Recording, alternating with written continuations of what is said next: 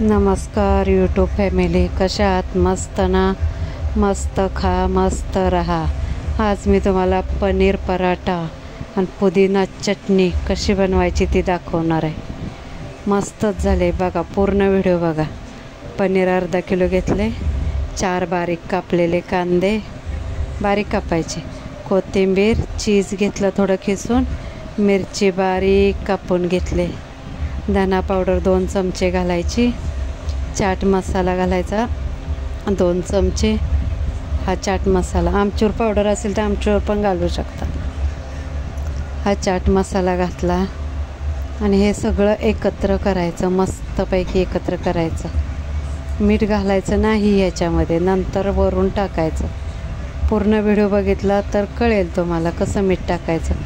असं मीठ टाकलं ह्याच्यात की कांदा पाणी सोडतो, म्हणून मीठ घालायचं नाही. पराठे नीट लाटता येत नाहीत, बाहेर येतो पनीर मीठ घातलं की मसाला, म्हणून शेवटी मीठ घालायचं. बघा आता हे एक जीव करायचं सगळं मस्तपैकी. मीठ घालायचं नाही, नंतर घालायचं लास्टला. प्रत्येक पराठ्याला थोडं थोडं घालत राहायचं मीठ. असं एक जीव चांगलं करायचं, तेव्हा टेस्ट मस्त लागते. किती मस्त झालं. कांदा कुठे दिसतोय का बघा बारीक कापलेला. असं मीठ वाटीत साईडला घ्यायचं थोडंसं आणि वरून टाकायचं. हे गव्हाचं पीठ मळून ठेवलेलं 10 मिनटं भिजवलं होतं. अशी चपाती थोडी लाटायची आणि त्याच्यावरती हे मसाला घालायचा, मग मीठ थोडं टाकायचं आणि लगेच बंद करायचं. पुरणपोळीसारखं आपल्या असं बंद करून मग त्या बाजूनं लाटायचं. ज्या बाजूनं बंद केले ना आपण त्या बाजूनं लाटायचं. बघा, ह्या बाजूनं नाही, ह्या बाजूनं लाटायचं, म्हणजे छान पराठा होतो, फुटत नाही, मस्त होतो, बाहेर पण येत नाही.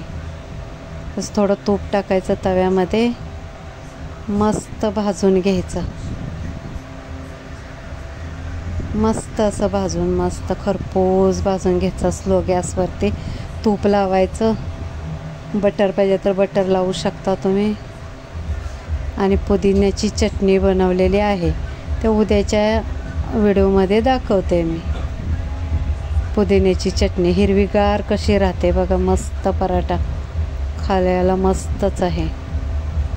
टेस्टी टेस्टी खायचं, टेस्टी टेस्टी राहायचं. बघा हिरवा कलर कसा आला आहे बघा चटणीला.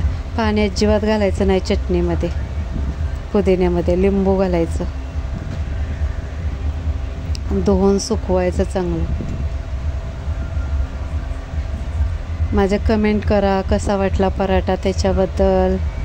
तुम्ही लोक कमेंट करत नाही, पूर्ण व्हिडिओ बघत नाही. बाय.